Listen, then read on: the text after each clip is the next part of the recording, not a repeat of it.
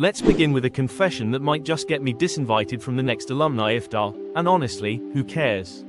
Fewer dinners might even improve my health, and frankly, my career.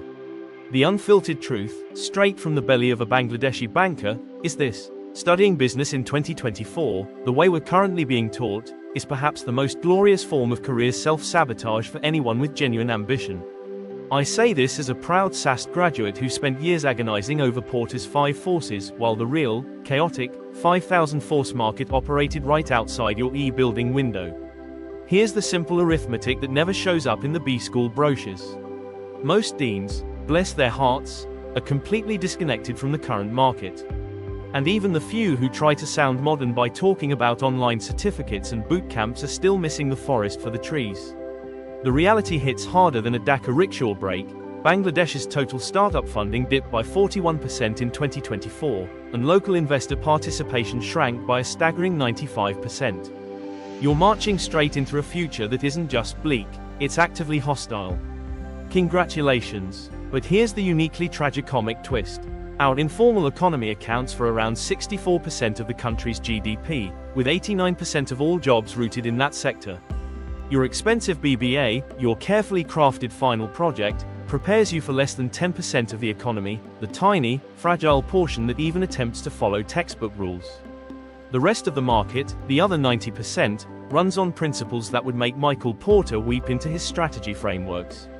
That Fuchka Mama or Zalmuri Walla outside the campus gate isn't the outlier, you are.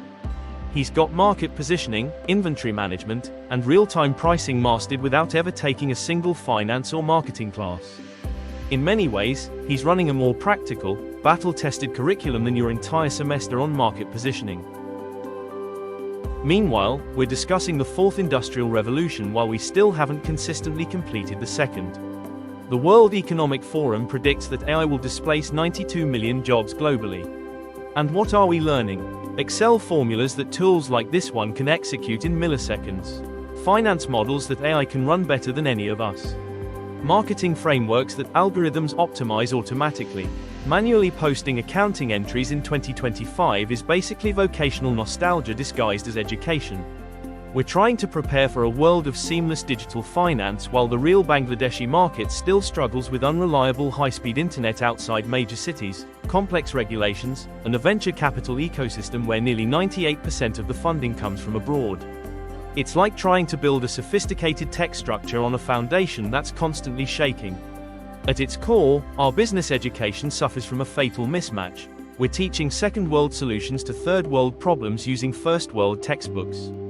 The degree is built around ideal market conditions, rational actors, perfect competition, predictable regulation. And then you graduate into Dhaka's reality: political instability, supply chain chaos, load shedding, informal credit systems, extortion, speed money, layers of red tape, and a regulatory environment where rules change faster than the traffic pattern on the Mawa highway. And you enter this market already handicapped. You lack networks. You struggle to articulate clearly in multiple languages. You lack confidence. Yet, you still study business, because your well-meaning middle-class Bangladeshi family has been grooming you since class 5 to become the future MNC guy, BCS officer, or banker. The social pressure here has the density of our population, overwhelming and inescapable. So if you must study business, here's the survival plan. First, recognize that the real MBA is the street economy. Your Fuchka Mama operates with zero formal working capital, runs an inventory system Amazon would respect, and manages customer relationships purely through memory and trust. His supply chain survives floods, strikes, police checks, and pandemics. Go learn from him. Your operations management class has never optimized a business model that runs without electricity or legally binding contracts. He has. Second, build the skills that are actually human. AI is unbeatable at pattern recognition and optimization. What it cannot do is imagine possibilities. And Bangladesh's business environment is 100% imagination and 0% pattern. This is your advantage. Can you negotiate between an industrialist and a local community leader? Can you explain digital payments to someone who only trusts physical cash? Can you identify the hidden potential in your grandfather's informal savings cooperative? Can you build a business when the power goes out every day and you have no capital? These are the skills AI cannot touch. Third, master the paradox economy. You need to live in multiple realities at once. Yes, learn Python, data analytics, and digital strategy. Employers want those skills, but also learn how your local Mohajan calculates interest rates without a calculator. Study machine learning, but also study how the car and bazaar logistics network moves perishable goods across the country faster than any textbook could ever model.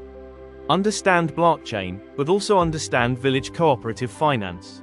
Learn AI ethics, but also learn how to navigate the unofficial systems that shape real business in this country. Fourth, build your own curriculum. If you insist on this degree, treat it as the beginning, not the end. Learn enough AI to manage it, not be replaced by it. Learn enough humanity to do what AI can't. Learn from the informal economy, because it is 89% of your reality.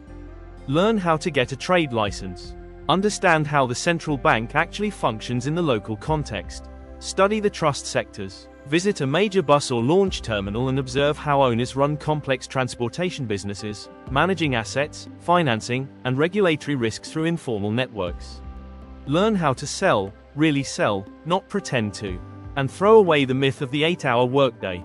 In the real world, you work 12 hours in the office and the rest on WhatsApp, WeChat, and email. And above all, ditch the distractions. The person you're texting, the endless scrolling, the illusion of fun, these are transactions draining your focus, ambition, and self-respect. Every moment of lost concentration is a dent in the future you say you want. The best business education for 2025 Bangladesh is not inside a SUST classroom. It's in the massive gap between what the syllabus teaches and what the country truly needs. Your hard-earned BBA teaches theories. The street economy teaches truth. So go get that degree, but spend at least as much time learning from the fuchka vendor as from your finance professor. One of them has survived multiple economic crises without a single textbook. The other, well, I doubt Porter's 5 forces predicted the 6th one that shut down his campus. And most importantly, invite me to teach you with a handsome honorarium. That's probably the best investment you can afford right now. Welcome to business, Bangladesh style. Now go, learn how to get a loan without collateral.